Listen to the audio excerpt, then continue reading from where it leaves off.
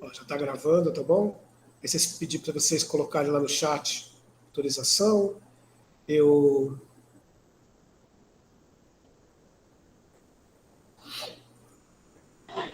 espero mais um minutinho, tá? Aí a gente já começa. Tem o Antônio aí. Oi, Antônio. Boa noite, Roberto. Ei. Para dar um oi. Ô, professor, o Antônio, ele também participava. Ele que trabalha no Moodle para a gente. Ele é professor da rede, ele conhece. Né? Já é velho conhecido, né? Velho conhecido é sacanagem, né? Um antigo conhecido, né? Para dar o criticado, né?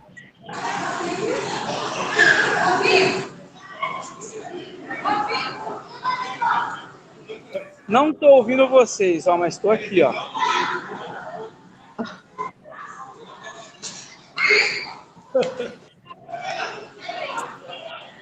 Tá certo.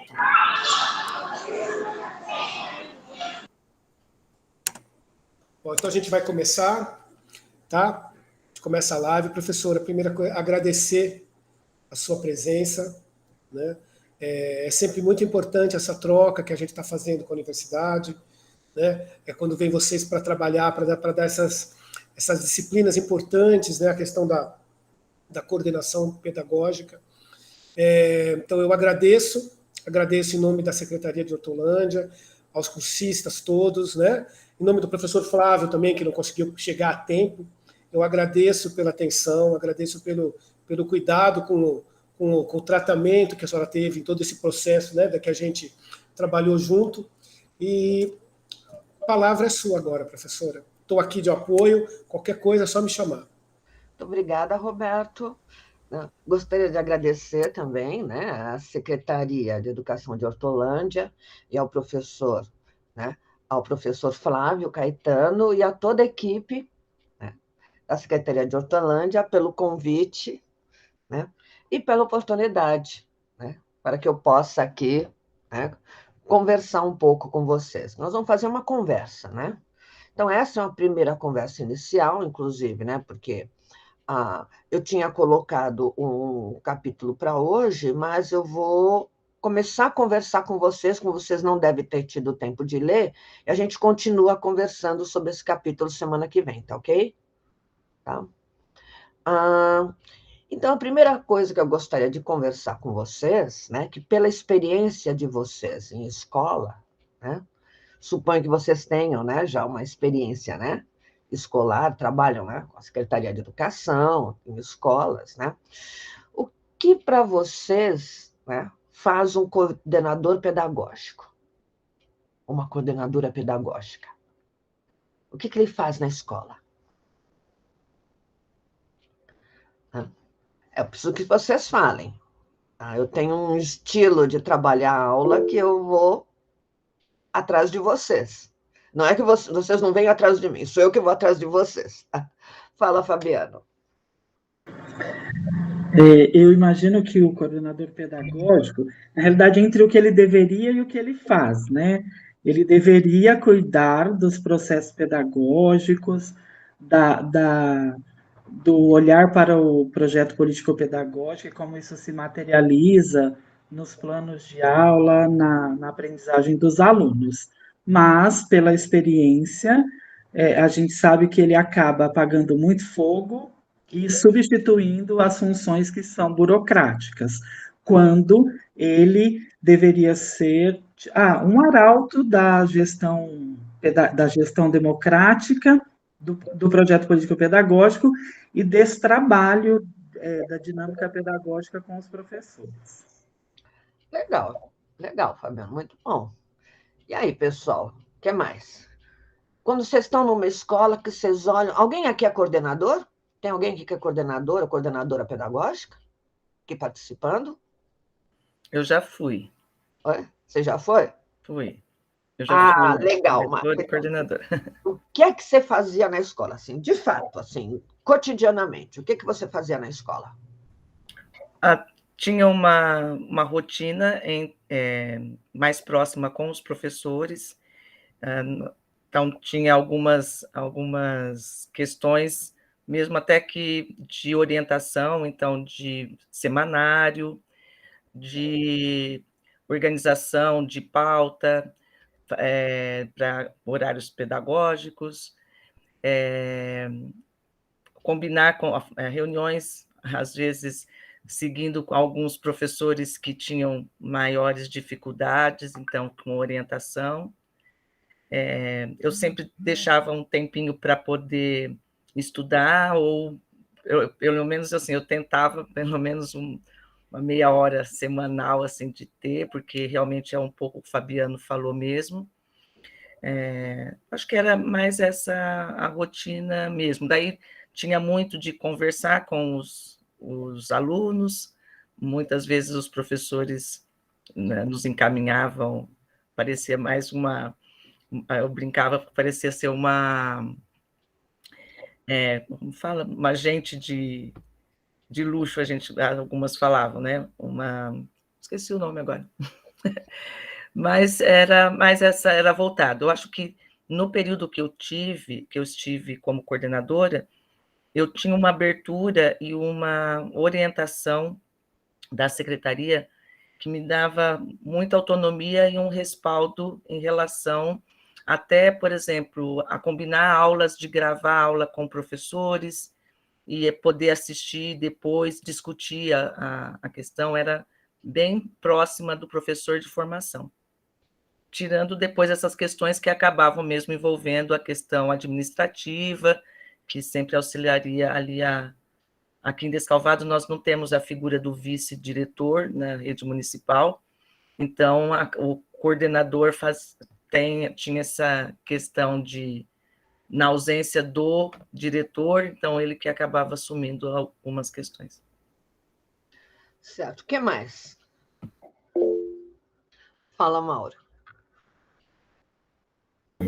Bom, na verdade, a minha primeira experiência, né, porque assim, de fato, como professor efetivo agora da rede, eu comecei agora em fevereiro desse ano, né, já tive outras experiências em projetos, né, como estudante da pedagogia, enfim, mas a primeira vez que eu estou tendo esse contato mesmo direto com essa gestão mesmo como professor, né, agora sentando, né, e eu confesso que nas outras experiências que eu tive, que eu observava, eu mais observava do que participava, né? E eu percebia que era muito... Já está tudo pronto. Então, a coordenadora chegava e falou, eu observava, eu não participava, certo? Quando também dizendo que eu não era professor efetivo. Então, eu tinha que participar só ouvinte mesmo, né? Mas eu também observava, certo? Então... Nessas outras, então eu via que às vezes os documentos estavam prontos, entendeu?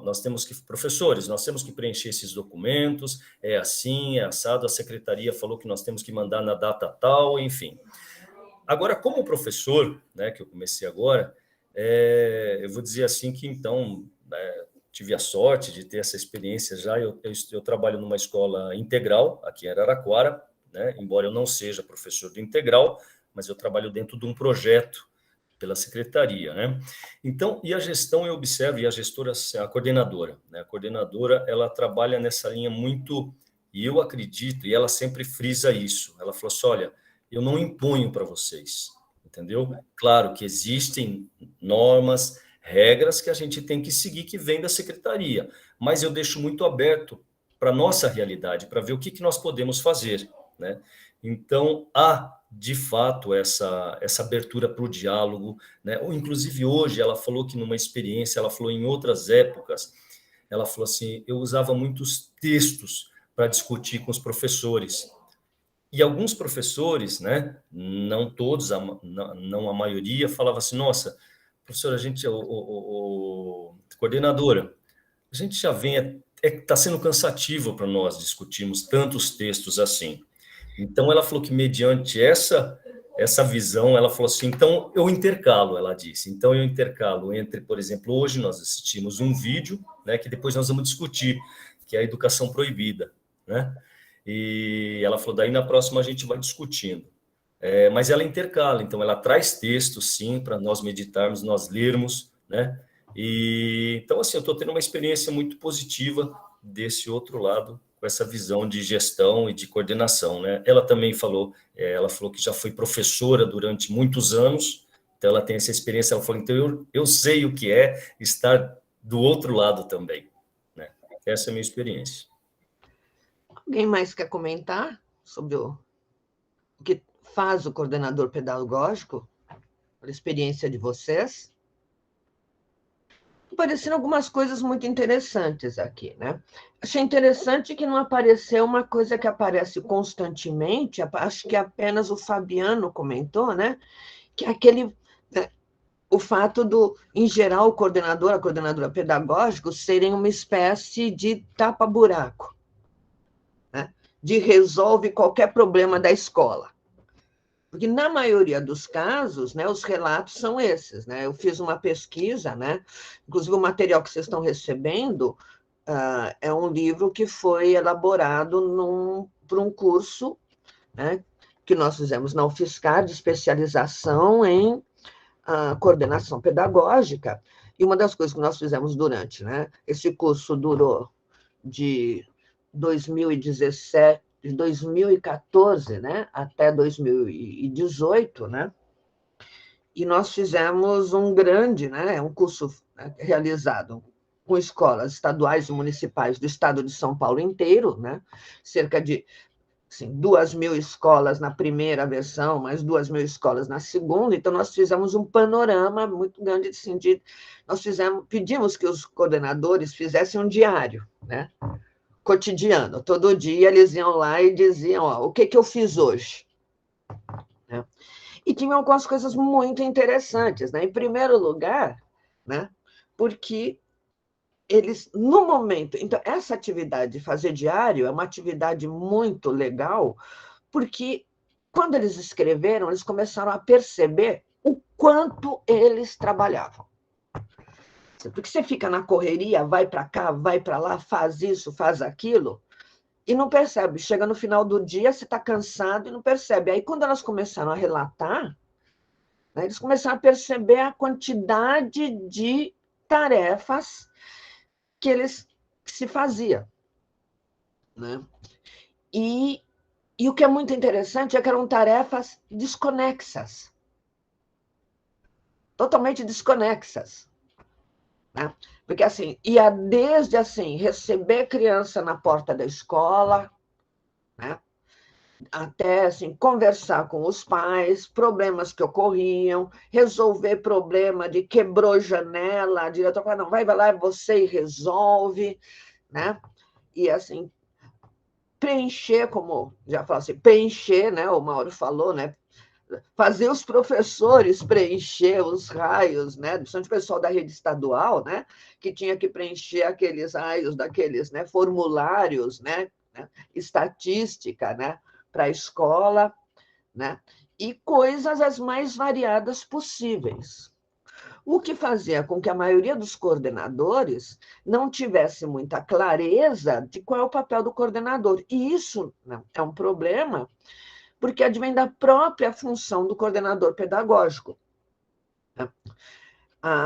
As secretarias nas quais há concurso para coordenador pedagógico, em geral, é especificada as funções. Então, quando você faz, né, e se vocês se candidatarem, né, um concurso para coordenador pedagógico, deem uma olhada, porque deve estar especificadas as funções, né, do coordenador pedagógico. Tá? Mas, né, a função de coordenador pedagógico, ela aparece no hiato, no final, mais ou menos, da década de 80, de 90, né? Quando você tinha, assim, quando desaparece, por exemplo, no caso da rede estadual, a figura do orientador educacional, e, né, ao longo do tempo, começou a se confundir muitas vezes a tarefa de orientador educacional com coordenador pedagógico em alguns locais, como vocês já disseram, né? Alguns municípios. O coordenador assume o papel, muitas vezes, de vice-diretor, porque não há vice-diretor, o que mistura tarefas administrativas com tarefas pedagógicas. Então, nem sempre está claro qual é o papel do coordenador pedagógico. Entretanto, a gente pode ter uma pista muito clara aí, né? Pega o nome. Coordenador pedagógico. Tá? Em primeiro lugar, é assim, ele coordena. Ele é um coordenador. Então, veja, uma coisa interessante é isso, né? E é interessante frisar isso, né? Quando a gente fala em coordenação, coordenador em si, ter um papel de coordenação, coordenação significa algo muito distinto de direção, de dirigir. Coordenar não é a mesma coisa que dirigir. Você dirige automóvel. Não. Dirigir, você pode dizer, o diretor dirige uma escola. Tá. Tudo bem. Pode se pensar nesse sentido. Mas no caso do coordenador, isso não está em discussão. Ele não dirige nada. Ele faz o quê? Ele coordena. Então, o que que significa coordenar? É ordenar junto. É coordenar. Significa, assim, que é um ordenamento coletivo. Então, é muito interessante que, desde assim, a própria nomenclatura, né, o termo de coordenação, ela já inclui algo que é coletivo e que é muito mais claro e específico no caso do coordenador do que, por exemplo, do diretor de escola, porque a gente fala de gestão democrática e tal, mas, em última instância, se você pegar do ponto de vista da legalidade, diretor é diretor, porque, afinal de contas, é ele que assina lá. É ele que vai assinar o cheque, inclusive, né? Quando vai lá pegar, né, os recursos da escola, né? E é ele que é responsável. Então, assim, a gente pode falar assim, o diretor, mesmo no processo de gestão democrática, ele tem algumas, né? Ele tem algumas atribuições que são do diretor, e pronto. Já o coordenador, não. O coordenador já traz no nome que a atividade dele é coletiva. E ele coordena. E ele coordena o quê? Né? O aspecto pedagógico da escola. Então, uma das coisas que eu converso muito com o pessoal, né? E eu discuto há muito tempo, né? Se vocês olharem por aí, vocês vão ver que eu trabalho há muito tempo com gestão democrática, né? E coordenação pedagógica, e mesmo, né, com, né, direção, né, administração. Eu fumo, viu? E aproveito meus últimos dias de aula virtual para poder fumar à vontade. E assim, é um dos poucos vícios, o único vício que eu tenho, né? É fumar.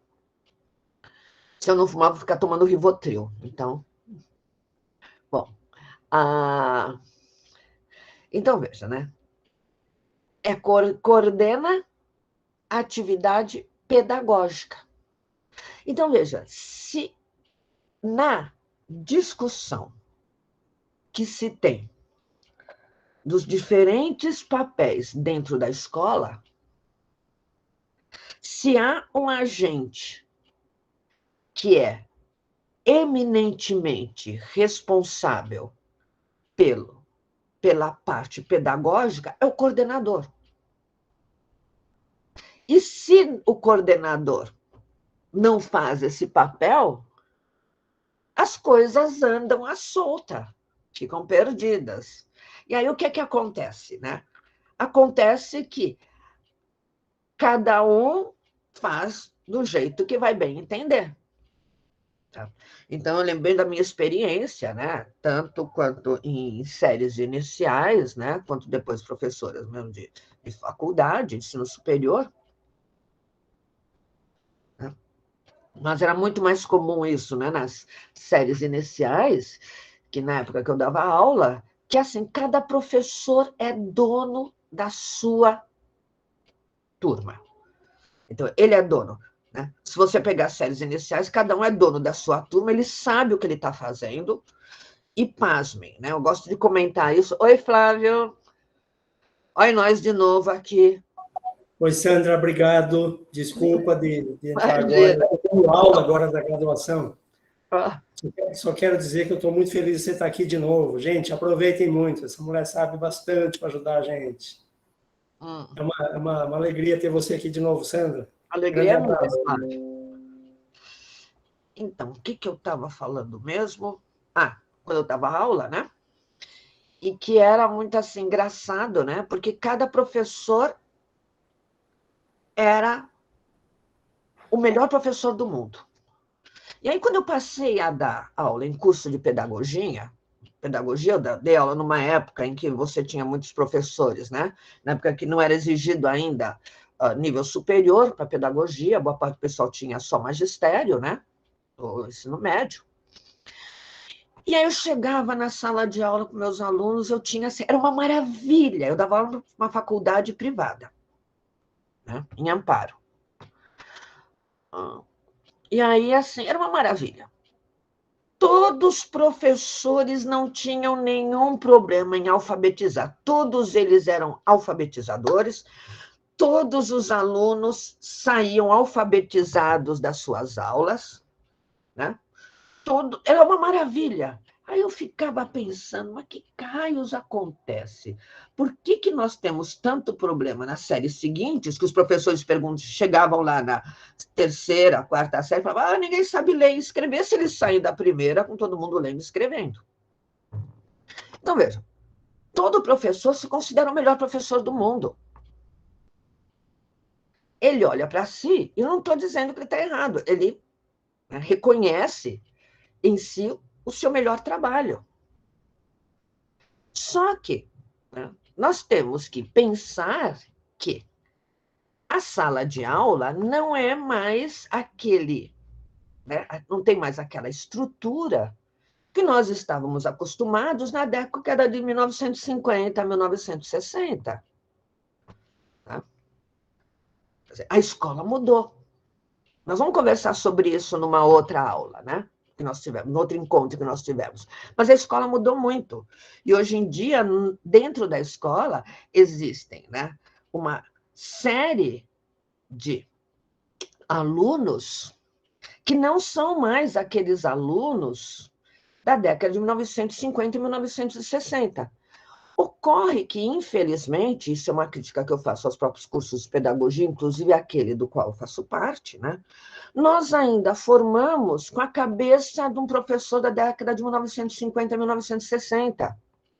Nós não atualizamos a nossa perspectiva pedagógica. Tá? Nós ainda pensamos, né, naquela sala de aula tradicional. E esta sala de aula ainda é pensada na qual você tem um professor que é o master. Ele é o mestre e ele sabe. E ele sabe e pronto, e ninguém questiona. Então, essa é aquela questão da sala dos professores, né? Assim, né? Ninguém questiona um outro professor na sala dos professores. Todo mundo é colega. E cada um respeita o espaço do outro, porque não quer ser criticado. Então, assim, é cada um no seu feudo. Então, a nossa relação é em certa medida, feudal. Cada professor tem o seu feudo. E o professor se comporta como se ele fosse o dono da sala de aula. Então, ele fala assim, meus alunos, são os meus alunos. Porque os meus alunos, isso é meu. É uma coisa assim, quase que de propriedade. E permite com que ele exerça quase que um papel de soberania dentro da sala de aula. Ele é um soberano. Tá? Ele estabelece quais são as regras, ele estabelece como é que vai ser a avaliação, ele sabe o que é melhor para os seus alunos, e pronto. E ninguém questiona. Acabou. E ninguém questiona do outro, por quê? Porque é um feudo. E ninguém quer que se meta no meu feudo. Não quero que se meta no meu feudo, não quero que me meta. E aí que está o problema, exatamente, que reside, né, na dificuldade da determinação do papel do coordenador pedagógico.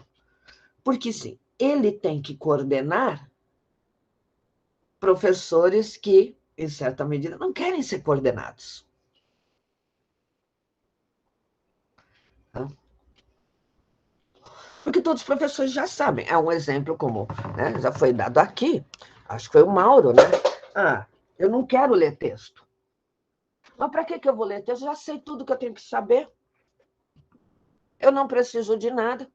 Então, vejam esse problema, né? Quando o Flávio, por exemplo, discute a questão do Charlot, né, e da escola outra, como você pode pensar numa escola outra se esse professor não consegue pensar em si como o seu outro?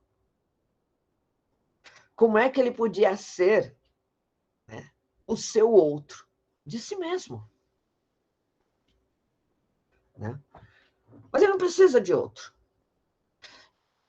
E mais interessante do que tudo isso, né, é que a boa parte desses professores, e assim, eu sei que existem, né, professores que trabalham, professores que estudam, professores que discutem, professores que procuram, né, melhorar as suas atividades, mas existe uma boa quantidade de professores que ainda não apenas resiste, mas resiste, inclusive, porque não consegue pensar a sua vida de uma outra forma.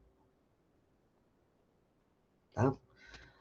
Boa parte, muitos professores, né, utilizam o mesmo material que eles utilizaram quando foram alunos. Né? Mantém aquele material. Por quê? Porque aquele deu certo. Se deu certo com ele, vai dar certo com os alunos dele. Né? E vai, ano após ano, mantendo, né, o mesmo material. Né?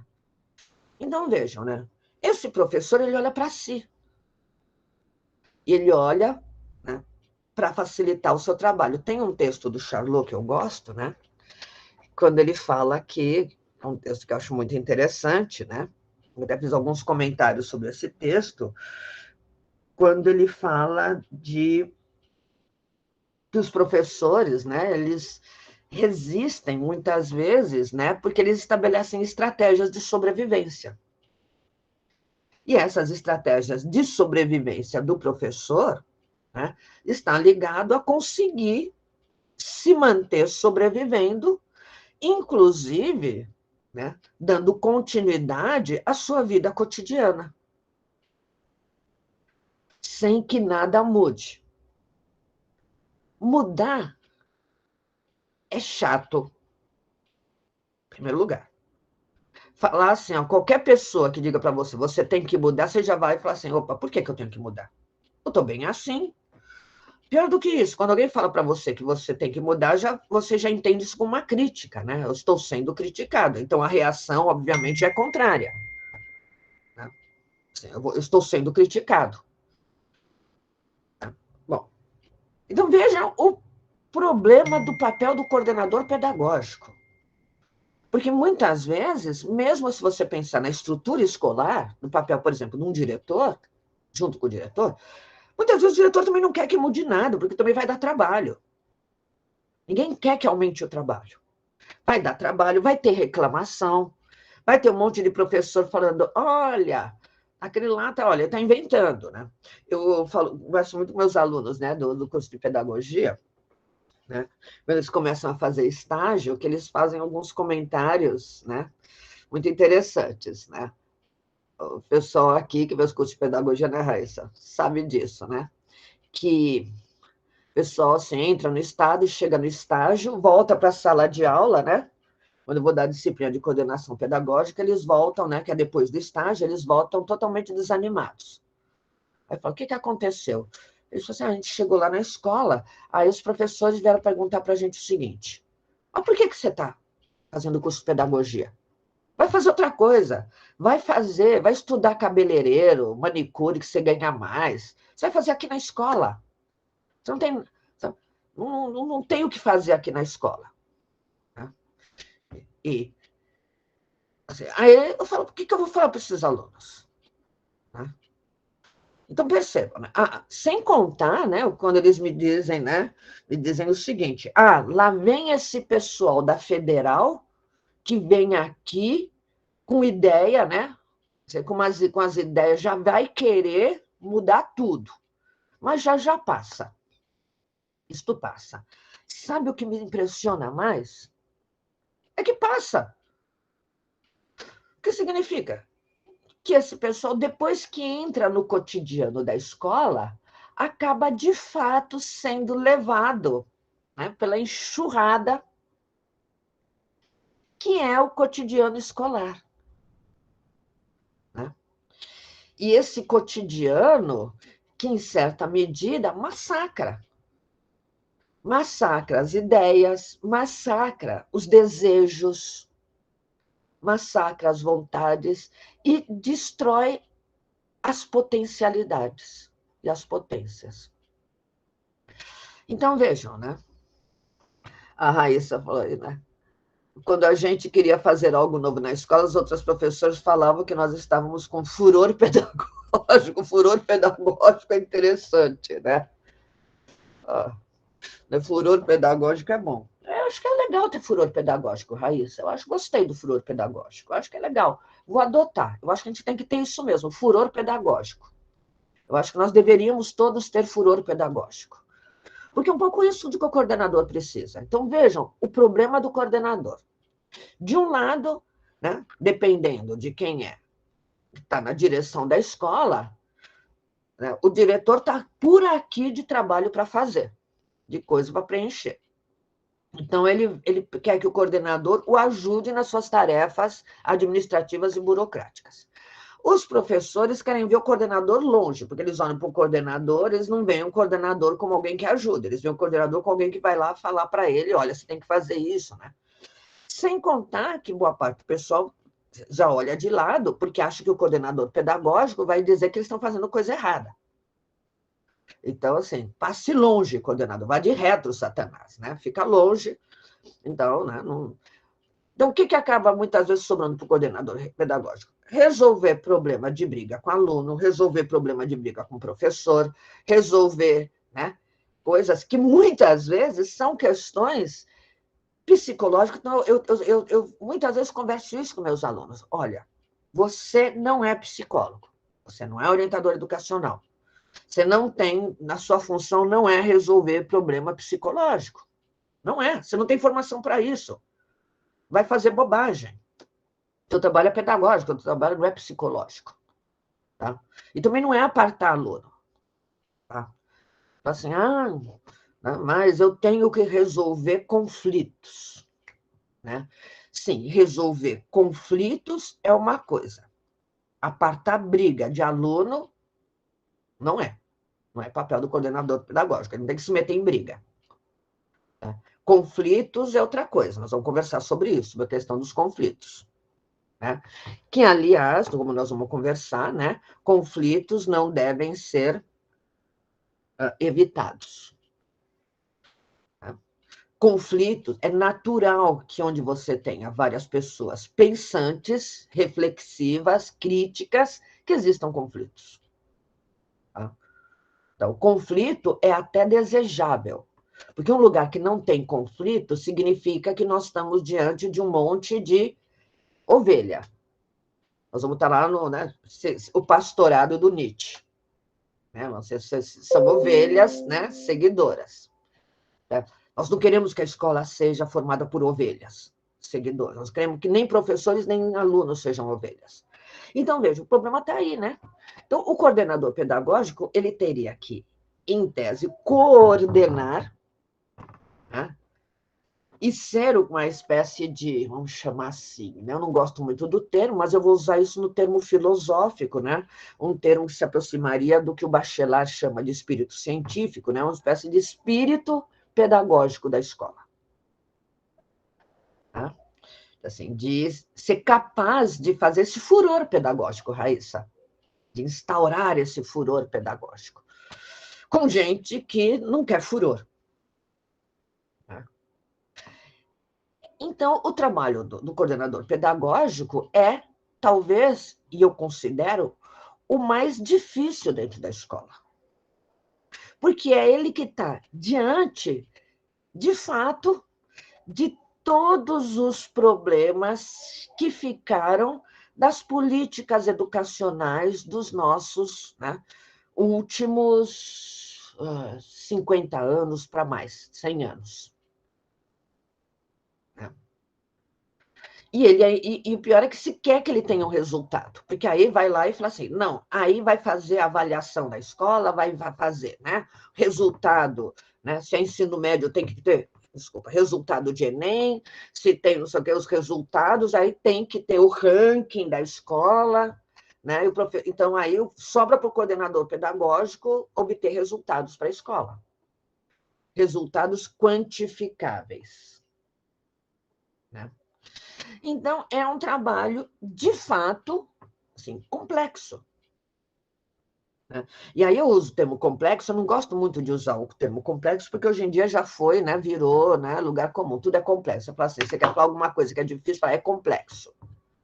Não, mas é complexo no sentido de que ele, né, admite no seu interior, existe no seu interior, uma série, né, de variáveis e uma série de questões que não são facilmente solucionadas e que não tem equação matemática que resolva. Tá? E também não é um problema. As pessoas falam, é um problema de liderança, ser líder. Não. Eu já vi, assim, alguns dos melhores coordenadores que eu conheci são pessoas que não tinham nenhum senso de liderança. Pelo contrário. Muito pelo contrário. A ausência do senso de liderança, muitas vezes, facilita o trabalho de coordenação, porque a pessoa ela não vai à frente e ela permite que os outros falem. Quer dizer, é muito pior aquela pessoa que ela já acha que sabe tudo. Então, mas aquele coordenador que já sabe tudo, então ele vai lá na frente e fala, não, eu acho que tem que fazer assim, tem que fazer assim, tem que fazer assim. Aí ele cala. Mas todo mundo fica calado. Ele não abre o espaço para discussão e para o debate. Mas é claro que o coordenador também vai ter que lidar com as idiosincrasias. Né? Então, tem assim. Tem um texto que eu gosto muito, eu vou indicar para vocês aí, tá? Que é um texto antigo, né? Bem antigo, né? É mais velho que eu. É um texto do professor Antônio Cândido. Não sei se já ouviram falar do Antônio Cândido.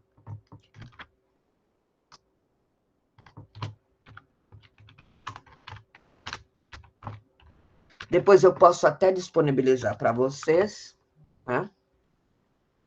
Que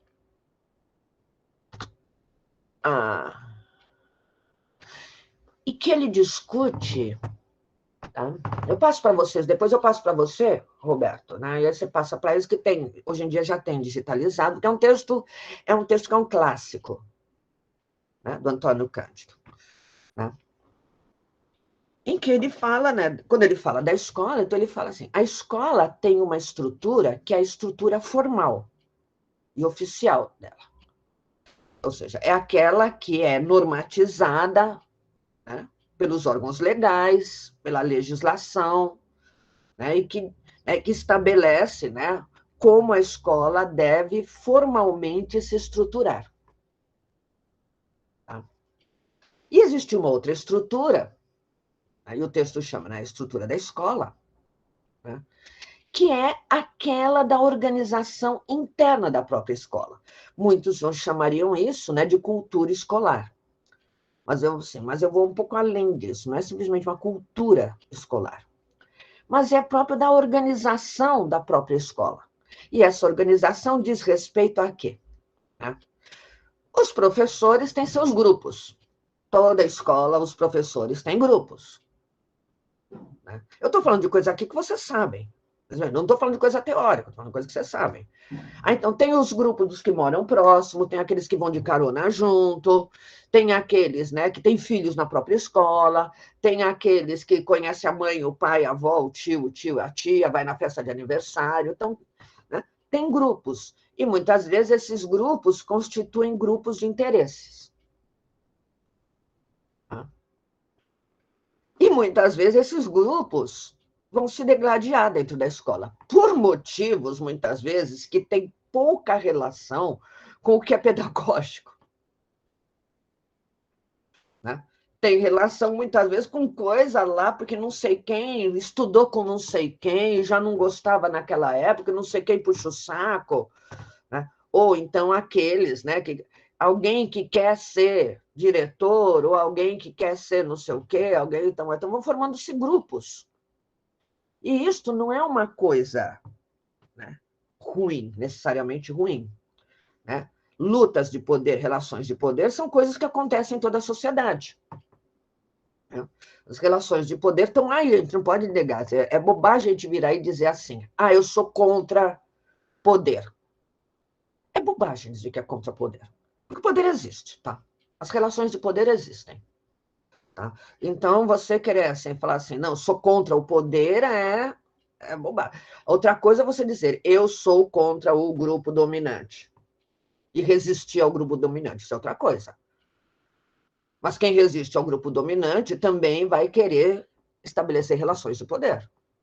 Então, assim, é bobagem a gente dizer que as relações de poder não existem. E esses grupos vão estar disputando, estão em disputas dentro da escola. Também existem os grupos de pais, ou parentes, que também se alinham lá, né? Se alinham de acordo, né, com os seus interesses. Né? Tem os grupos dos pais, mães, né? As mães que frequentam a mesma igreja, as mães que frequentam o mesmo culto, né? As mães que moram próxima, né? Os pais, né, que trabalham, né, no mesmo lugar, coisas do gênero. Tá? Então, tem os grupos dos pais, que são vários grupos também. E tem os grupos dos alunos. Os alunos também se associam em grupos. Né? Então, você vai ter, né, alunos... Né? 2 segundos, pessoal. Um minutinho só. Esqueci de uma coisa. 2 segundinhos, tá? Maria, você desligou o arroz? Obrigada. Desculpem. Eu esqueci do arroz, perdoe. Eu tinha deixado lá, pedi para ela, né, para ela desligar, né? Mas senti um cheiro estranho no ar, né? Bom, é o que dá a gente fazer trabalho em casa, né? Bom, mas então, os alunos também têm, e os grupos dos alunos têm uma ordem lógica totalmente diferente da dos pais e da dos professores. Eles vão se alinhar por motivos mais diversos possíveis. Né? De brincadeiras, né? Os mais fortes, os mais fracos, os que paqueram a menina, as meninas que não paqueram, né? Por aí vai. Né? Assim, Então, vejam, a escola é esse espaço vivo. Ela tem vida. Tá? E uma multiplicidade de vidas. Uma multiplicidade de grupos. Uma multiplicidade de interações, de interrelações e de percepções culturais de ordem as mais diferentes possíveis. E eu nem cheguei no ponto que é um dos pontos fulcrais, que é a questão cultural. Tá? Assim, é comum, mas não sempre, os professores acharem que, por terem o diploma de professores, pertencem a uma categoria social superior à dos alunos, não vou nem falar do pai, mas dos alunos. Eu tenho o diploma, principalmente agora, que o professor tem nível superior, ele acha, então, que ele pertence, né, a um grupo de seres esclarecidos. Né? Quando esse professor, né, quando a gente pensa no professor, quando eu dizia da década de 50 e de 60, era um professor que trabalhava com né, assim, com um conjunto de alunos que vinham de classe média. a escola não era uma escola ainda, né, aberta a todos. Então, quem ia para a escola normalmente eram crianças de classe média. As outras crianças não iam para a escola, que tinham que trabalhar, não tinha. E a escola não tinha vaga para todo mundo. Né? Antigamente tinha, inclusive, exames de admissão, né, para algumas. Né, Bom,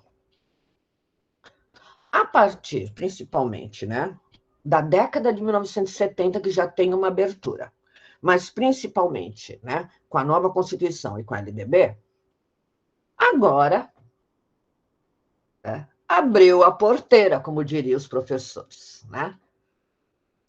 É obrigatório e todo mundo tem que ir para a escola. Para desespero dos professores. E o que acontece?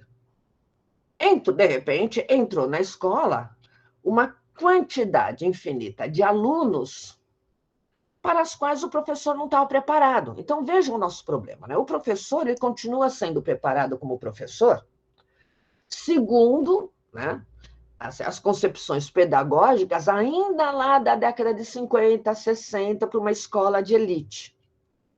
Pensando na formação, né, de uma escola de elite. Agora ele dá de cara com com aquele pessoal todo que entrou na escola, que ele olha e fala, ai, meu Deus, e agora? O que eu vou fazer?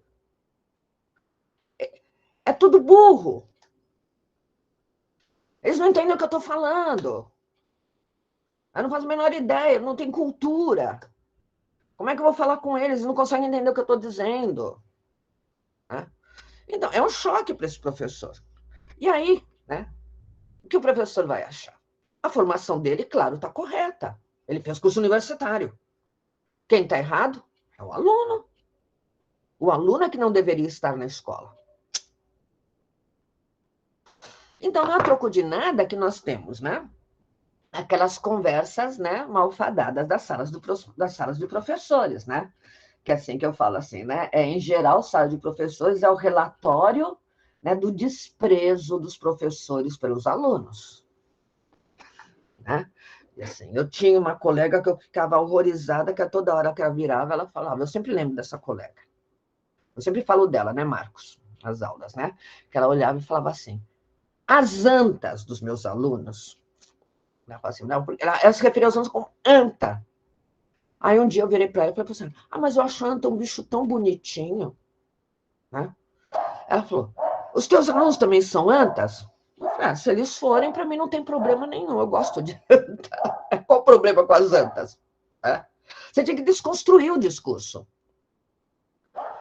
Não adianta você chegar para esperto e falar para ela assim, não, você está sendo, né, assim, tal, não sei o que, não. Você tem que desconstruir o discurso.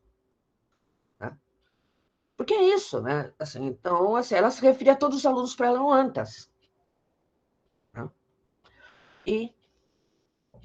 Então, é um desprezo, né?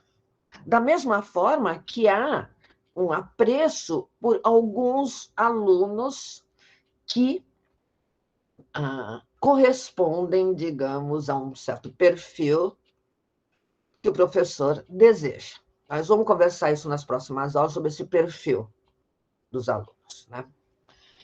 Então, gente, o coordenador pedagógico tem que enfrentar tudo isso, tem que enfrentar os grupos, tem que enfrentar, né, um problema, né, que é resultado da própria política educacional, da administração, né, tem que enfrentar o preconceito dos professores, né, e ai do coitado que concordar e tentar ajudar o coordenador, ele vai ser o puxa-saco. Né? Vocês estão reconhecendo isso na vida de vocês nas escolas? De que lado vocês estão se reconhecendo? De qual lado, hein? Porque, claro, que assim, na hora que todo mundo vai dizer, eu estou do lado, né? Eu acho que a gente tem que se reconhecer também dos dois lados, quando nós estamos fazendo um papel e quando nós estamos fazendo outro. Nós fazemos isso o tempo inteiro. Nós não somos seres, assim, angelicais. Né? E nós sempre nos representamos como aqueles, os justos, os corretos, os bons, né? Nós nunca nos vemos como aqueles que, né, estão, né, que também, né, cometemos essas coisas, né? Mas a questão é isso, né?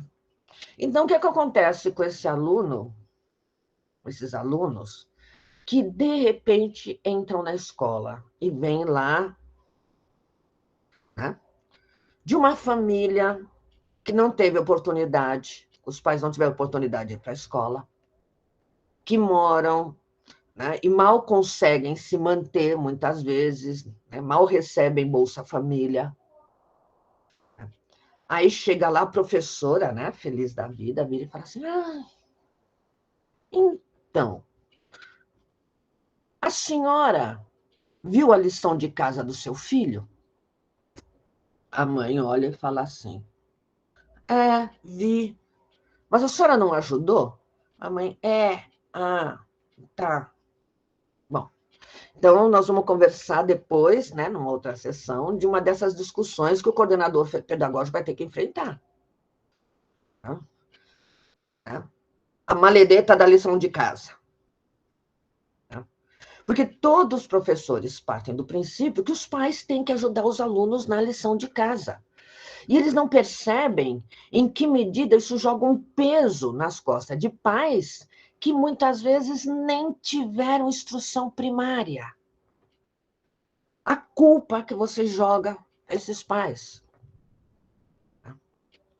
Tem muitos filhos que ajudam os pais a ler e escrever. E aí você espera, o professor vai lá e dá bronca no pai, né? Então, aí vem aquela coisa, né? Eu adoro quando professores fazem isso, né? Eles chegam lá, fazem aquela reunião de pais, né? Eu já te passo, Fabiano. Mas é que eu gosto de comentar isso. Aquela reunião de pais e mães. Bom, aí reclama que os pais não vão na reunião. Os pais e mães não vão. Né? Claro que não vão na reunião. Eles vão na reunião, ou eles vão levar bronca, ou eles vão ouvir bronca dos alunos, dos seus filhos, né? Vão ouvir bronca, né, dos seus filhos, ou então vão pedir dinheiro. Né? Eu nunca vi, né, reunião de pais em que o professor fala assim, seu filho foi ótimo, o seu também, o seu foi maravilhoso, e que elogie todo mundo. Não. Né? Então, vejam, né? É complicada essa relação, né?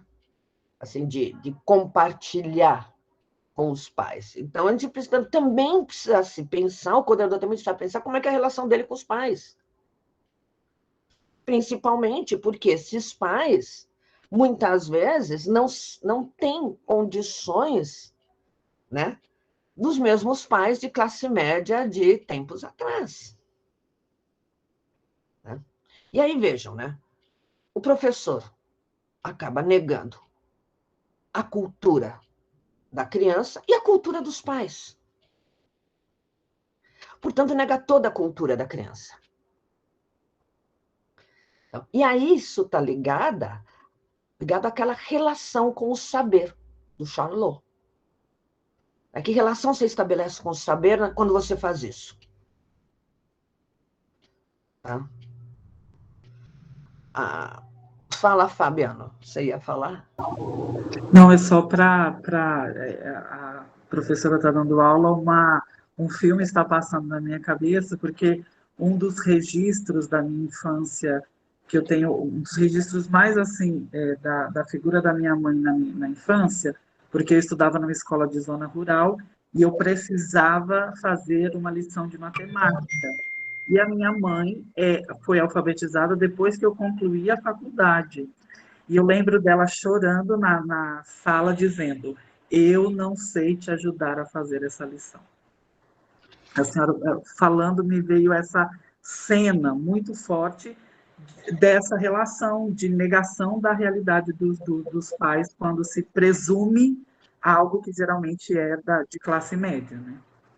Não, e é doloroso isso. É doloroso para os pais. É doloroso para as mães, para os pais, não poderem ajudar um aluno. E a professora vai lá e dá bronca, né? Você não ajudou na lição de casa. Então, veja, o coordenador pedagógico ele vai ter que lidar com isso também. Mas ele vai lidar com os pais? Não, ele tem que lidar com os professores, para que os professores compreendam, né, do que é que se trata esse saber escolar. E de que saber nós estamos falando? O que é o saber escolar? Porque, vejam, uma coisa é o saber que nós consideramos, né, escolarizado, porque é uma tradição da instituição escolar. A outra coisa é a possibilidade de se criar um outro saber escolar, tá? Que seja um saber que tenha relação com as vidas das pessoas, com as vidas dos alunos. E quando eu digo a vida dos alunos, é com a cultura dos pais. Né? Assim, como trazer os pais para a escola também. A gente não vai para a escola pedindo dinheiro. Tá? A gente traz pais para a escola, junto com os alunos, fazendo da escola, construindo a escola como um espaço coletivo. E aí que nós vamos chegar mais para frente da questão da gestão democrática, né? Que a gestão democrática, ela é também a constituição de um espaço público, né? Compreender a escola, isso é uma coisa que para mim é muito cara, eu tenho discutido muito isso ultimamente, né? Eu tenho saído, né, da discussão que eu comecei de gestão democrática, agora eu estou passando para democrática e republicana. Porque nós aprendemos a duras penas, né, inclusive nos últimos eventos políticos do país, que não se entendeu muito bem a questão da democracia. Tá? E que muitas pessoas acreditam, em primeiro lugar, que democracia é o direito de falar. E eu sempre digo que mais do que o direito de falar, democracia é o direito de ser ouvido. E ser ouvido significa, né, não só os ouvidos, mas assim, ser ouvido com as pessoas pensando naquilo, considerando seriamente aquilo que está sendo dito. Não apenas ouvir e falar, tá bom, você falou, o próximo. Né? O próximo da fila fala. Né? Não. É a ideia de ouvir. Ouvir e considerar a opinião do outro como uma opinião que é tão importante quanto a sua. Mas mais do que isso, né, eu acredito que a gestão democrática e o coordenador pedagógico, para mim, mais do que o diretor, é o coordenador pedagógico que está no centro da gestão democrática da escola, porque a escola ainda é uma instituição que tem como finalidade, né, a aprendizagem, e se a escola tem como finalidade a aprendizagem, né, é a parte pedagógica, que deve ser o coração da escola, né? A escola tem que ser, acima de tudo, republicana. Nós jogamos fora o conceito de república. Ninguém discute mais o que é república nesse país. Ninguém sabe o que é ser uma república. Tá? O que é a res pública? O que é essa coisa pública? Nós não pensamos mais nisso. Porque não adianta ter democracia, todo mundo dá sua opinião, se essas opiniões não tiverem um sentido público, não tiverem um sentido de benefício da coletividade, um sentido que tenha, né, que tenha valor público. Tá? Então, esse resgate, né, do espaço público, do que é a coisa pública, me parece que é o aspecto mais importante para a gente repensar a escola. Tá? Pensar a escola como um espaço público, né? Não apenas espaço de participação, mas um espaço de construção, né, daquilo que é público e comum a todos. Tá? E isso, para mim, está no centro do papel do coordenador pedagógico. é a tarefa mais difícil que se tem.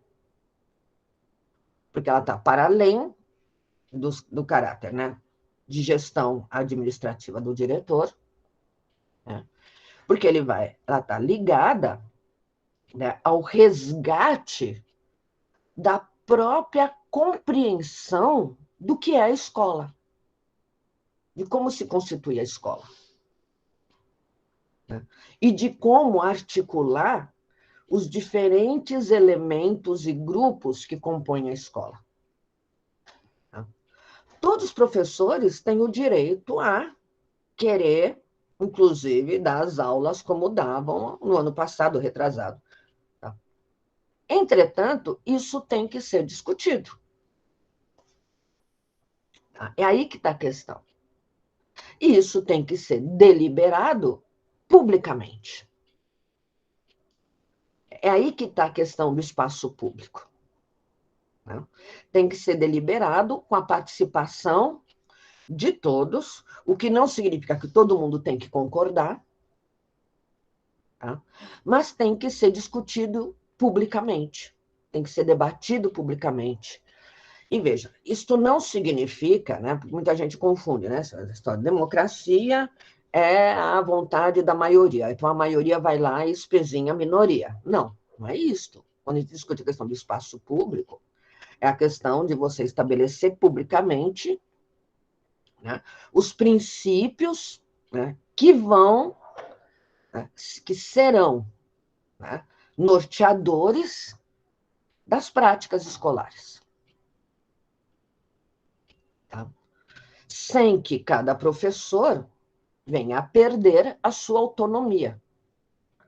Mas essa autonomia, ela tem que, né, ela vai até o momento em que ela está de acordo com o projeto coletivo.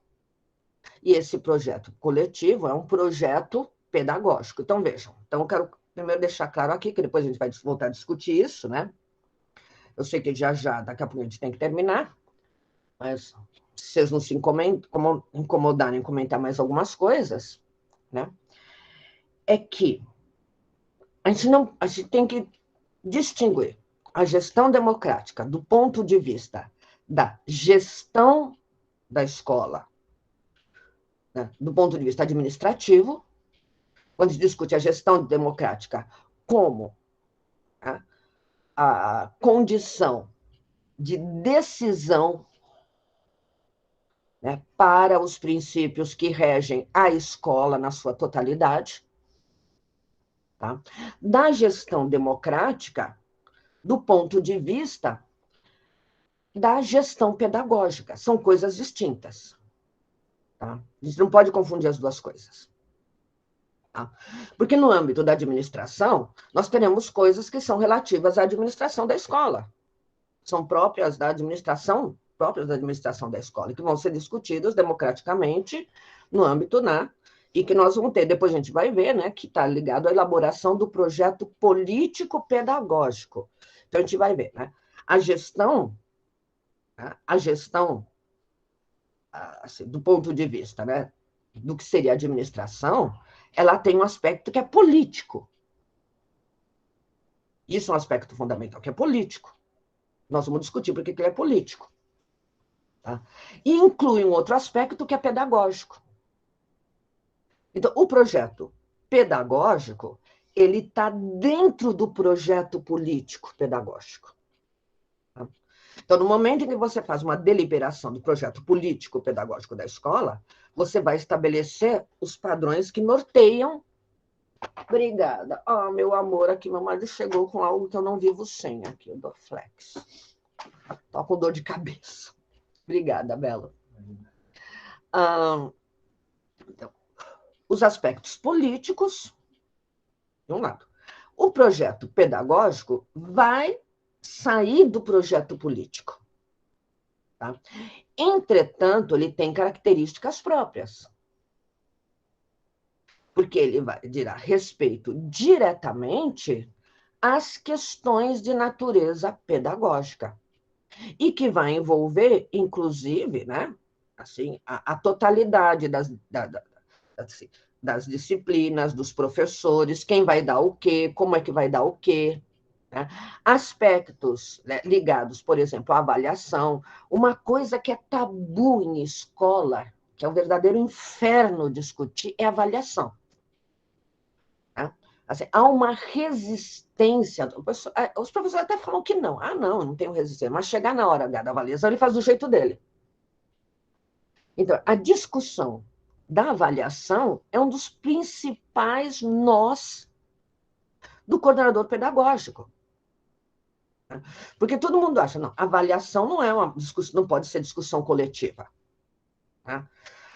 Ocorre que o conceito de avaliação que se tem ainda é um conceito de avaliação daquele da década de 50, década de 60, né? Que é uma avaliação quantitativa, né? Uma avaliação, né, que diz respeito, né? O professor dá aula dele lá e chega no final, né?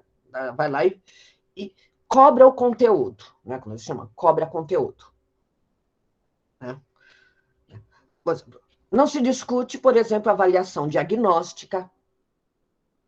O que é uma avaliação diagnóstica? Você fala isso, o pessoal fala assim, ah, como assim? Avaliação diagnóstica? Vou ter que fazer um diagnóstico? A avaliação diagnóstica trabalha com isso. Por quê? Porque a ideia, né, se a gente quer repensar, né, o papel da escola, nós temos que ter uma ideia de quem é o nosso aluno. E o professor tem que saber, né, quem é o aluno e o que ele conhece e o que ele não conhece. E só a partir daí é que ele pode pensar, né, as estratégias de ensino e os conteúdos. Agora, o que acontece com a maioria dos nossos professores? Né? O professor, ele, antes de... Então, isso é outra coisa que eu acho legal. Eu acho, assim, ótimo. Né? E eu acho interessante que a maioria dos sistemas fazem isso. Né? Você se faz um planejamento antes de conhecer os alunos. Né? Eu já briguei até na UFSCar com isso, né? Quando eu era coordenadora de pedagogia. Né? Assim, antes de você conhecer os alunos, você já faz o planejamento.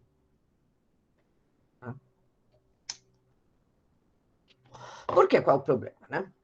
O problema é assim, você estabelece o conteúdo que você vai trabalhar sem conhecer os alunos, sem saber o que eles sabem, o que eles não sabem, o que eles precisariam saber para compreender um determinado conteúdo. Então, assim, o professor, ele, na cabeça dele e só dele, ele elabora lá o conteúdo. Bom, então, o aluno da turma tal tem que, né, série tal, tem que aprender isto. Certo?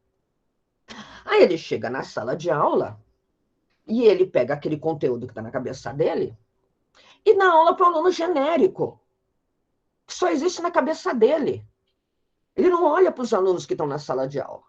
Ele pega aquele conteúdo e dá para assim, é um aluno genérico, ideal, que ele construiu na cabeça dele, e logo, só os alunos, né, que se aproximarem daquele aluno ideal, daquele tipo ideal de aluno que ele tem na cabeça, é que vão se sair bem.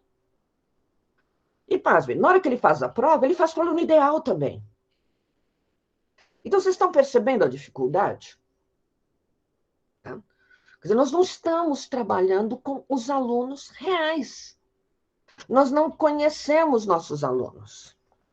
Por isso que o diagnóstico é importante. É necessário que você faça um diagnóstico.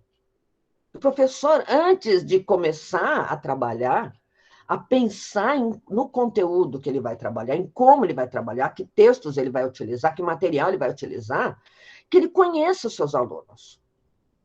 Que ele saiba de onde eles saem, como é que eles pensam, para não chegar aquele professor de língua portuguesa que vai lá e reclama, meus alunos sabem falar. Aí você fala assim, senhora professora, mas eles não se comunicam com a senhora? Só não entende o que eles estão falando? Ah, entender eu entendo, mas eles falam tudo errado. Então, a gente precisa voltar e rediscutir qual é o papel da língua, né? Porque vocês estão se comunicando, mas ela está entendendo, né? Então, eu tenho nesse livro que eu passei para vocês um texto, né, que eu fiz com uma orientanda minha, né, que trabalhava exatamente com a tese dela sobre o preconceito linguístico. Né? É um texto sobre o... Né, que a gente até brinca, né, com Adoniran Barbosa, né? E tem outro texto que eu gosto também, né? Que ele é um ensaio para um outro texto que eu escrevi depois, que é sobre a pichação, né? Sobre os pichadores, né? Porque são grupos, assim, que são desconsiderados na escola, né? Eu falo assim, pichador é uma coisa interessante, né? Quando eu comecei a fazer a pesquisa com os pichadores, eu estou falando isso para a gente pensar um pouco nessa cultura dos alunos, né? Assim, eu descobri umas coisas muito interessantes, né? Eu sou de São Paulo, moro em São Paulo, né? Assim, gosto de rock, né? Sou roqueira, né? Assim, uma das minhas maiores aflições com a pandemia é não poder ir, né, em pub, em lugar de rock, que eu adoro, né? Rock assim, heavy, né? E frequento, né, a galeria do rock, né?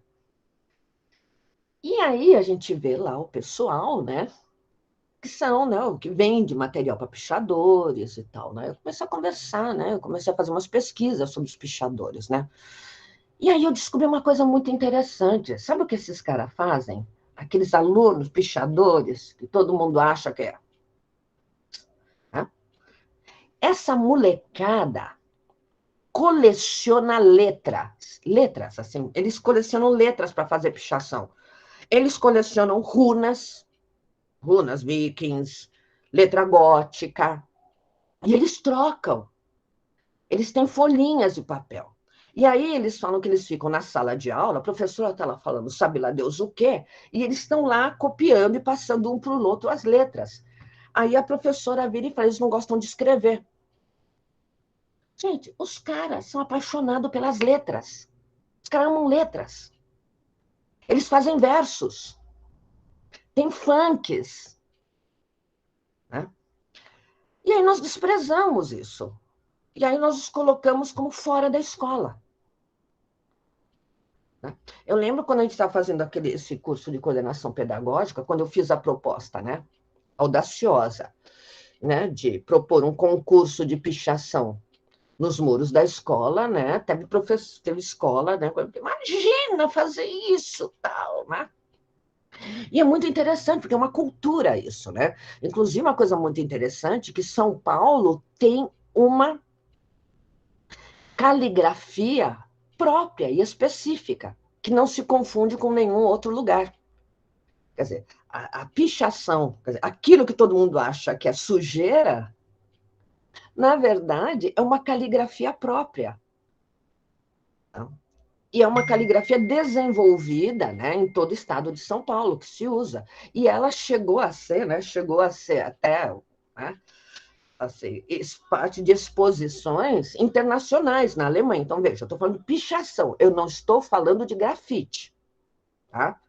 Não é grafite, aquele desenho, né, as pinturas, não. É pichação mesmo, né? Aquelas letras que ninguém entende. Aí eu aprendi, a gente aprende a ler. A gente aprende. E o que é interessante é isso, né? Esses caras amam as letras, amam caligrafia. Estão dentro da escola e são invisíveis para os professores. Então, vejam, né? Dentro da escola existem muitas culturas invisíveis para os professores. Muitas culturas invisíveis. E que são invisibilizados pela escola. Então, uma das primeiras reflexões que eu apresento para vocês, né, sobre a coordenação pedagógica é quem são os alunos, e mesmo às vezes os professores também professores, invisibilizados dentro da escola. Quem é que está invisibilizado? E quem é visível, por que é visível?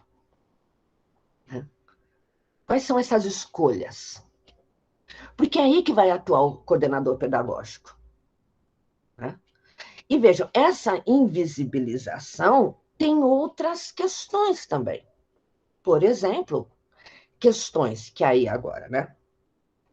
Nós vamos tratar também disso, são questões de natureza racial. Também.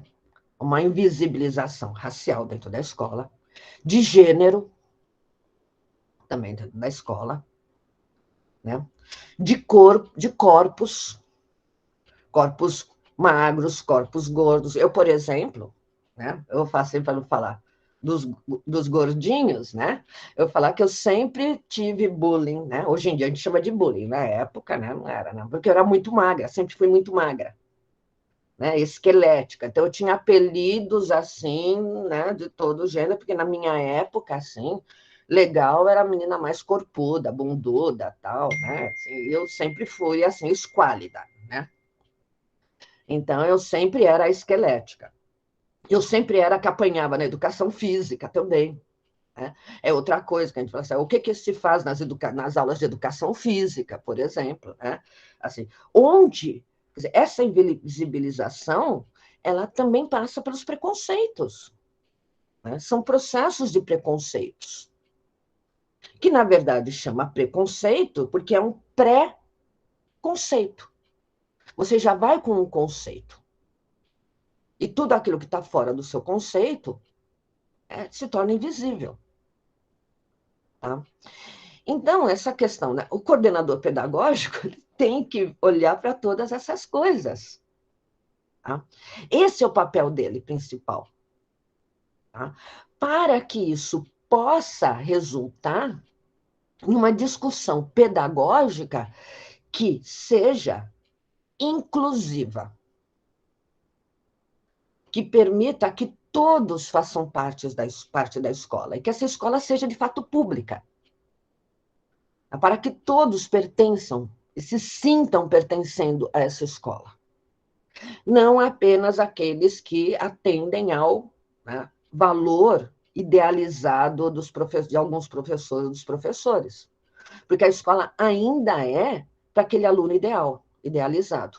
Embora ele possa não ser no papel, possa não ser na legislação, mas na escola, tal como ela, né, se estrutura, né, em termos, né, sociais, como organização social, né, ela ainda é invisibilizadora.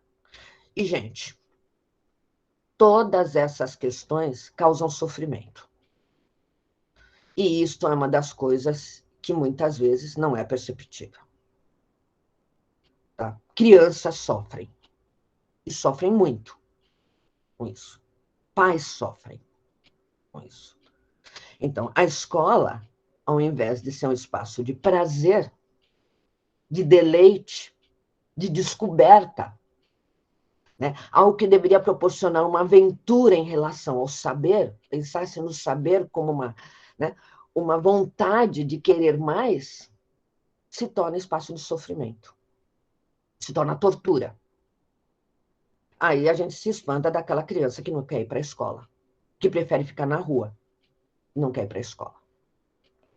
Então é isso que eu gostaria de falar para vocês hoje, né? São discursos naturalizados e cristalizados sobre o aluno ideal. Raíssa, e o problema é que esse aluno ideal, o professor não faz nem de propósito, ele não faz de propósito, isso que é o problema. Ele está tão assim, ele tem absoluta certeza, eu tenho um conteúdo, e este é o conteúdo que eu acho que o aluno tem que aprender, e pronto. Ele aprendeu assim. E é muito difícil desconstruir isso. A Fabrícia, Olivia Palito, eu também escutei Olivia Palito. Viu? Escutei muito Olivia Palito. Sem contar que eu era dentuça, né? Então também era Mônica, né? Eu era magra e dentuça, então, além de tudo, era Mônica, né? Bom, pessoal, alguém quer comentar alguma coisa? Tão estupefatos ou tão assim?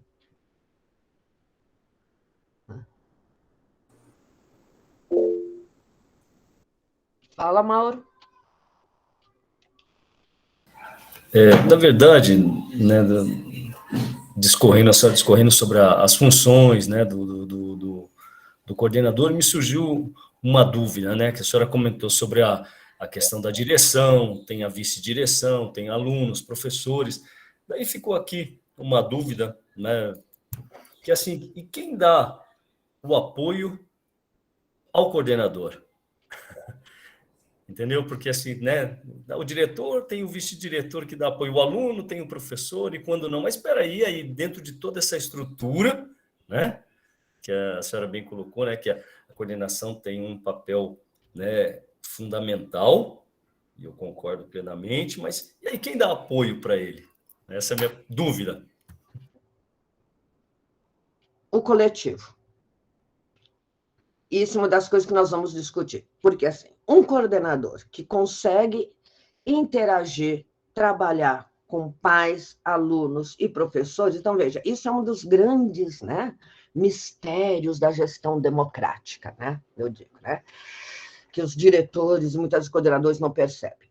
Quando eles têm o apoio da comunidade, ele pode enfrentar todo mundo, pode enfrentar a secretaria, a diretoria de ensino, porque os pais estão apoiando, os alunos estão apoiando. Então, o trabalho, por isso que o trabalho do coordenador pedagógico é coletivo, por isso que ele é coordenador, e tem que trabalhar com o coletivo. O apoio dele é a coletividade, é construir essa coletividade. Tá? Porque se o coletivo está com ele não está sozinho. Então, é aí que está, né, o pulo do gato. Né? Quer dizer, o coletivo, o trabalho coletivo é aquilo que dá sustentação e segurança para o coordenador pedagógico. Tá? E isto, né, também, né, permite que ele consiga realizar, né, as atividades que ele pretende. Né? E veja, porque não é da cabeça dele. Ele vai trabalhar isso coletivamente. Ele não vai chegar lá e falar assim, ó, agora vocês vão passar a ver pichação. Não. Ele vai lá e perguntar, tem pichador aqui na escola? Tem quem picha aqui na escola? Tem aluno que picha? Vamos conversar, pessoal. Vamos conversar a turma que picha. Vamos conversar você. Ele vai fazer grupos, depois a gente vai conversar sobre isso, né? Ele vai fazer grupos, né? Faz grupos focais de discussão com pais, com alunos, com professores, ele vai construindo. Ele não vai chegar e falar assim, nós vamos fazer isso aqui, não, vamos fazer aquilo ali. Não, ele vai construir, porque ele vai precisar conhecer a cultura da escola. E à medida que ele conhece a cultura da escola, ele também está trabalhando com essa cultura para que essa cultura se torne visível, porque aquilo que estava invisível começa a se tornar visível, inclusive para todos aqueles que vivem na escola, porque também para os pais, para os alunos e para os professores, isso não está visível. Porque todo mundo está acreditando que, assim, e tem isso, todo mundo sabe, né? O pai que chega lá e fala assim, eu quero a lição de casa. Eu quero que ensine tabuada para o filho. Né? Eu aprendi tabuada, eu quero que... Não, por isso que a coisa tem que ser coletiva. Tá? Soela, você acha possível o coordenador exercer o seu trabalho desta forma, estando ele ocupando um cargo que lhe foi dado de forma política? De fato, nós temos um dos grandes problemas que nós temos são as indicações, né? E isso é um problema sério, né? Quando eu trabalhava com o curso de coordenação pedagógica, nós tínhamos, né, com o curso de especialização, nós tínhamos um problema sério, porque era como é da maioria dos municípios no estado, não é concurso, né? Não havia concurso, mudava a prefeitura, mudava governador, mudava tudo. Então, a gente estava trabalhando com o pessoal legal lá, de repente, o pessoal deixava de ser coordenador. Né? Porque é uma indicação, né? Por conta... Então, isto, de fato, é um problema que nós vamos ter que lutar com os sistemas de ensino. Isso, infelizmente, é um dos grandes problemas da política educacional que nós temos, principalmente nos municípios. Né? Digamos que a gente tem até uma maior estabilidade nos sistemas estaduais, né? Mas nos municípios, né, nós ainda temos, né, mesmo em alguns casos, diretor. Né? Isso é moeda de troca política, isso é patrimonialismo, é moeda de troca política. Tem lugar que não tem concurso nem para professor. Né? Assim, tem lugar que eu ligava, assim, a gente ligava para falar assim, eu quero falar com o secretário de educação do município sobre o curso e tal. Aí outro falava assim, você quer falar com a mulher do prefeito? Bom, ela que é secretária de educação. Falei, então tá, né? Então tem lugar que é assim, né? Assim, quem é secretária de educação é a mulher do prefeito. né? É o patrimonialismo, é o, né, nepotismo, né, que ainda permanece no nosso país, né? Então, infelizmente, nós temos esse problema, né? De fato, né? Assim, é difícil, né, você lidar com sistemas que ainda, né, não partilham daqueles princípios fundamentais que deveriam ser, que nós deveríamos, né, de fato, discutir, levar a sério, né, sobre a questão das funções públicas, né, o que é a função, o que é, né, função pública, né, o que é cargo público, né? Porque assim, essa discussão, né? Tem gente que não sabe a distinção entre cargo e função, né? Tem gente que a gente perguntava assim, né? Qual é o seu cargo e qual é a sua função? A pessoa não sabia distinguir, né? Porque assim, o cargo é para o qual você fez concurso. Função, você entrou para o concurso, você pode estar numa outra função, né? Porque foi designado para uma outra função, né? Mas os princípios, né, fundamentais, né, do serviço público, vamos dizer assim, né? Que entre eles, né, está a impessoalidade. Né? Nós temos alguns princípios que regem o serviço público e que, infelizmente, são... Eu trabalhei num curso estava trabalhando, montando material para um curso para gestores escolares, né? Para gestores, não, para secretários municipais de educação, e uma das coisas que eu fiz questão de colocar é isso, né? Esses princípios, né, os princípios, né, que regem o serviço público. Tá? Assim, por quê? Porque o nosso país ainda tem uma herança coronelista.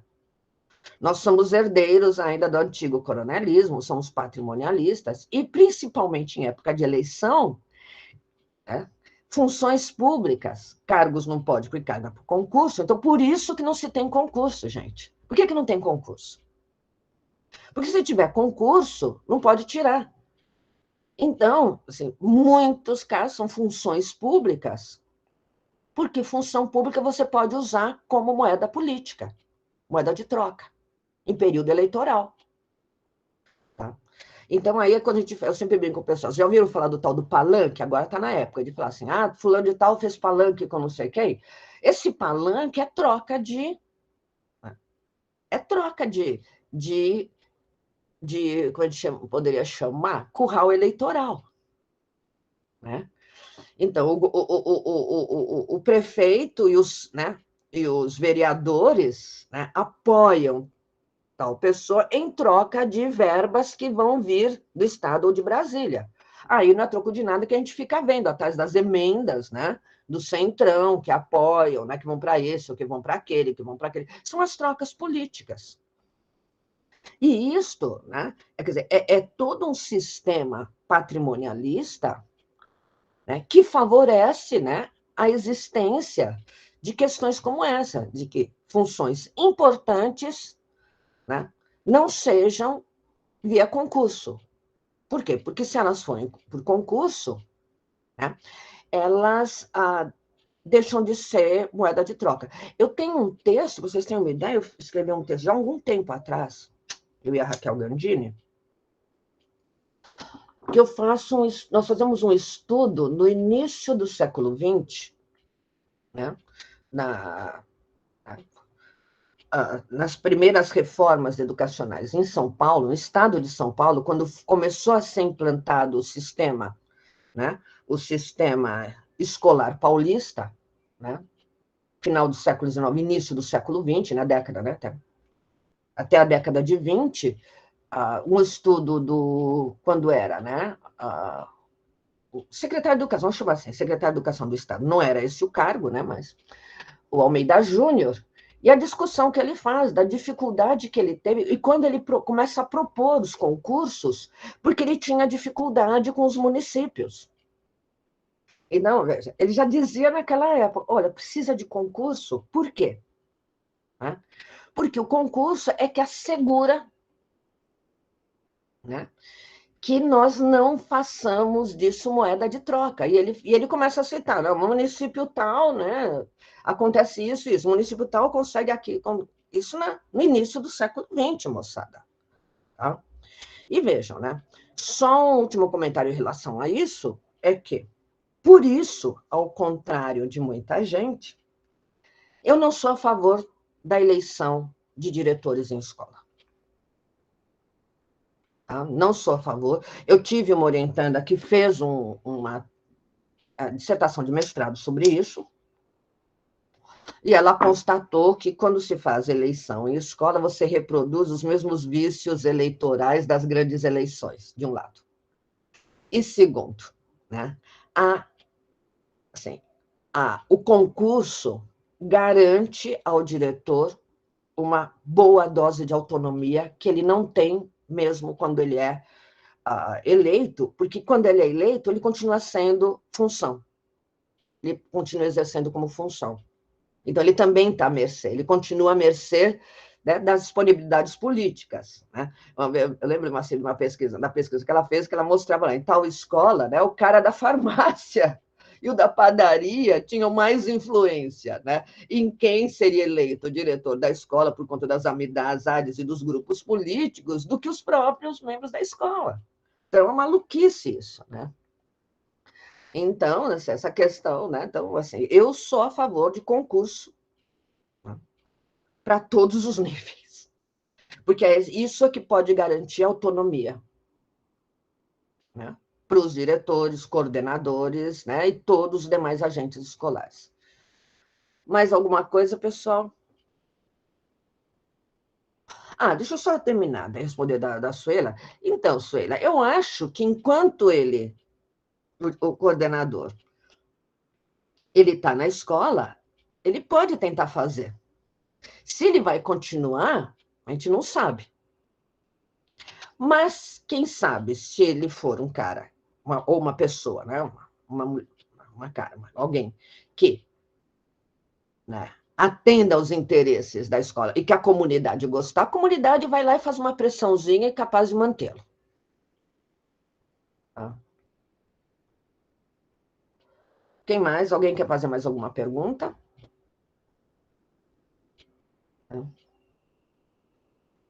Isso foi só a introdução, viu, pessoal? Eu espero que vocês tenham gostado. Não sei se vocês me acharam muito falante, né? Muito, né, informal. Eu tentei não falar palavrão hoje. Tentei me policiar para não falar nenhum palavrão, né? Mas, assim, muito irreverente em relação ao tema, né? Ou muito despachada, não sei o que vocês acharam, não sei se vocês gostaram do estilo da aula. O que vocês acharam? Eu quero um retorno para saber se eu continuo assim, se eu mudo. E é sincero, viu? Porque eu preciso saber como é que vocês estão vendo, né? Bom, pelo visto não acharam nada, né? Olha, eu acho, até pela experiência que eu falei no início, eu acho que é assim que tem que ser mesmo, né? Não é despachado, mas eu vejo como sendo pontual e trazendo, exemplificando questões do cotidiano. Então, eu acho que isso é importante também, para a gente, tanto você traz as questões, as fundamentações, né, indicações, assim como a realidade que a gente está vendo, vivenciando. Eu gostei muito. Eu também, professora.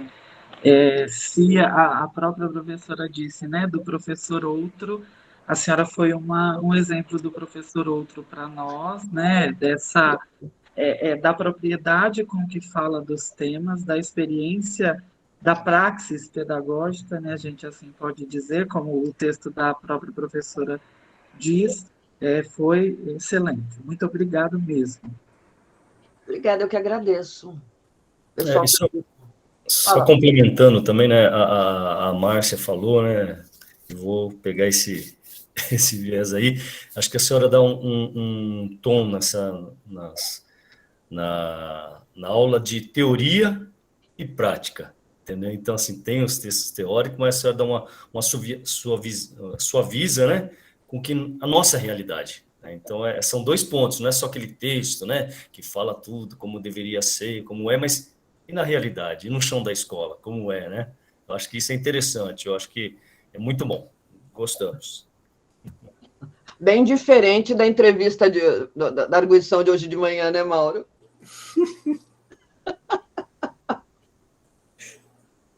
É que ele passou por uma arguição e a gente tem que ser meio mais vetusto, né? Mais assim, mais sério, né, nas arguições. O pessoal está dizendo aqui, né?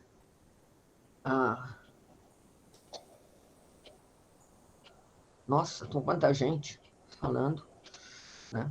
Às vezes eles não abrem o microfone, né? Mas eles sempre participam, viu? Não, eu estou acostumada com isso já, viu? Já estou acostumada com isso, né? Estão sempre atentos. Timidez, né? A Juliane dizendo que gostou, legal, obrigada, Juliane, obrigada, Anne, né? Obrigada, Norma, obrigada, Tamires, obrigada, Glaciane, obrigada, Melanie. Também, conforme eu enxergava as situações, a ideia é essa, né? Que vocês, né, consigam remeter, né, a experiência, né? Professora, só se me permite, você no início citou sobre o Charlot, sobre um texto que falaria sobre essa questão da mudança. Você poderia... Espera aí que eu já Qual seria essa referência? Tá, que eu já pego já aqui. Um minutinho só, que eu preciso acessar os meus textos aqui. Eu posso mandar para vocês depois, né? Se o Flávio ainda não passou, porque ele costuma trabalhar com este texto, né? Espera um pouquinho só. Mas depois você pode enviar, se não há problema. Não, é o texto...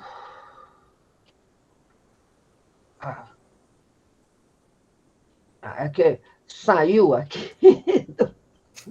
É que meu computador tem tanta coisa, computador de coordenadora, né? Tem que, assim, tem coordenação pedagógica. Tá? O professor na sociedade contemporânea, um trabalhador da contradição. É este. Obrigada. Depois eu posso mandar para vocês esse texto. Eu mando para o Roberto, né? Assim como eu mando o texto do... Tá. Aí eu repasso para eles. O texto do Antônio Cândido, né? Isso, né? São os dois, né, professora? Além do... O Flávio já... Eu imagino, porque o Flávio trabalha com esse texto. Né? Tá. Bom, pessoal, então, pelo visto, o pessoal gostou. Legal, que bom. Tá? Fico feliz. Então, essa semana nós tivemos na quarta-feira, porque eu ainda estava com aula na pós-graduação, né? Na terça-noite. Né? Eu tive a minha última aula ontem, né, Marcos? Né? De epistemologia 2 ontem à noite, né? E agora, né, em tese, eu ficar até em férias, menos eu. Eu continuo, né? Inclusive, porque eu sou coordenadora, não dá para tirar férias, né? Então, agora nós voltamos para a partir da semana que vem para terça-feira, tudo bem? Porque era o que estava originalmente marcado, né, Roberto? Isso, professora. E a gente sempre conversa com eles, com esses ajustes, né? De quem pode participar, de quem não pode participar, né? Então, às vezes, a gente contempla, quando a gente faz na terça, a gente contempla um grupo, quando a gente faz na quarta, a gente contempla outro. Né? Mas eles também têm acesso a todo o material. Amanhã eu já coloco no canal para eles também. Legal. Não, é porque ontem, assim, era a última aula que eu tinha, né, da disciplina, né, do pessoal de doutorado, né? Então, né, quando você falou, eu tinha falado para o Flávio, né? Não, mas não tem isso aí, não tem. A gente já teve, a professora Renata também teve alguns outros problemas, o professor Flávio mesmo também.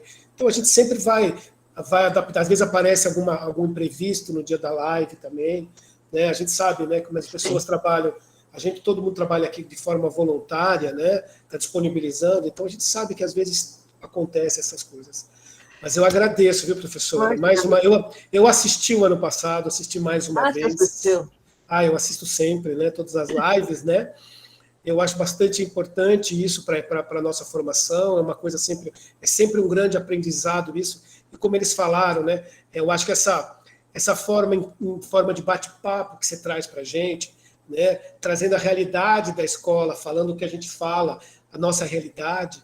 Eu acho que isso é muito, né, muito engrandecedor para todo o nosso projeto, para todo esse projeto da Escola Outra, que todos estamos envolvidos, né? Certo, professora? Muito obrigado mais uma vez. Legal. Só, ainda bem que hoje é 1h, porque eu estou cansada, que eu estou desde manhã, né? Tô Então já estamos a 1h43, professora. Uma Semana que vem, então, se prepare para 3 horas, hein? Tá certo. Obrigado mais uma vez, viu, professora? Eu que agradeço a todos Estou à disposição, tá? Tchau, pessoal. Obrigado, pessoal. Boa noite. Boa noite. Boa noite, professora. Obrigada. Tchau. Boa noite, obrigada. Boa noite a todos. Até mais. Você vai parar a gravação, professor? Boa noite a todos.